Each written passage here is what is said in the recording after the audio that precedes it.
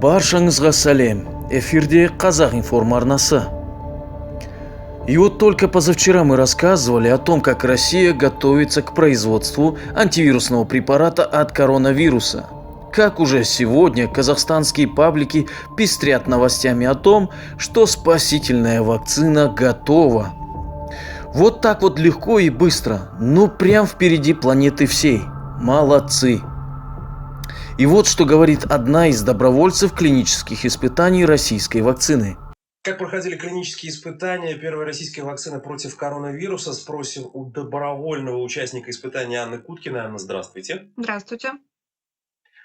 А вот можете дать с самого начала, да? А как вы в эту программу испытаний вообще попали?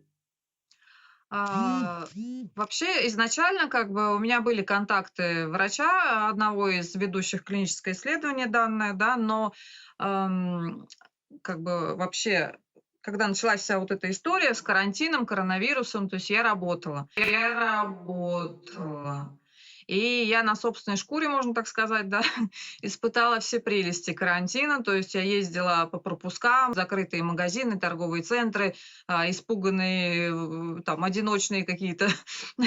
Вот, да.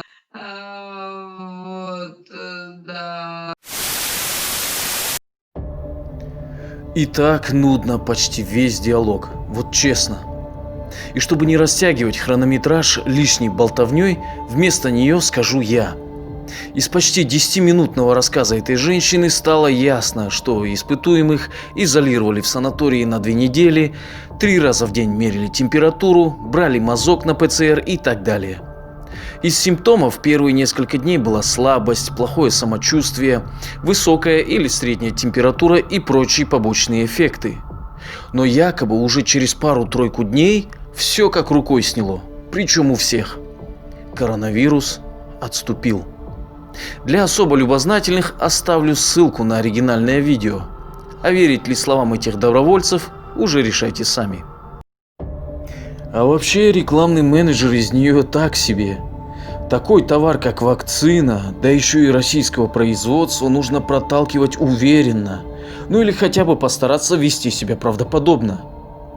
А по ее все время бегающим из стороны в сторону глазам было видно, что некоторые факты она сочинила на ходу, ну или просто врала. В общем, и в театральный она сама вряд ли бы поступила.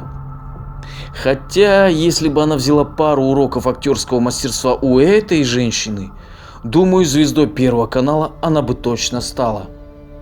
Взяли ребенка 3 лет, мальчика маленького, в трусиках, футболке. Ладно, вернемся к нашим баранам. И как я говорил уже ранее, казахстанские власти согласовали с Москвой приоритетность поставок вакцины из России. Глава казахстанского Минздрава Алексей Цой на онлайн-брифинге в СЦК рассказал, что начало поставок планируется после прохождения вакцины всех этапов клинических испытаний и будет допущено к применению для масс населения.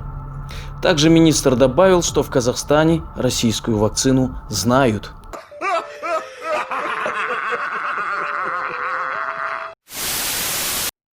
Но во избежание лишнего шума было сказано, что Казахстан также рассматривает возможность покупки вакцин из Китая, которая разрабатывает ее совместно с Объединенными Арабскими Эмиратами. И окончательное решение еще не принято. Но мы-то с вами понимаем, что решение принимается совсем на другом уровне, и наверняка там уже давно все согласовали. Так или иначе, Казахстан ждут большие перемены. Ведь правительство в Кодексе о здоровье народа и системе здравоохранения утвердило пункт о проведении обязательной вакцинации населения в тех или иных условиях. А повод при желании найдется. Да и внести поправки можно при любом удобном случае. И если все-таки карантин в Казахстане продлят до конца года и российскими вакцинами начнут прививать население, то все веселье нас ожидает впереди. Поэтому, казах бауырлар, сіздерге бір өтініш. Берегите свое здоровье и заботьтесь друг о друге. Аман сау, келесі көріскенше.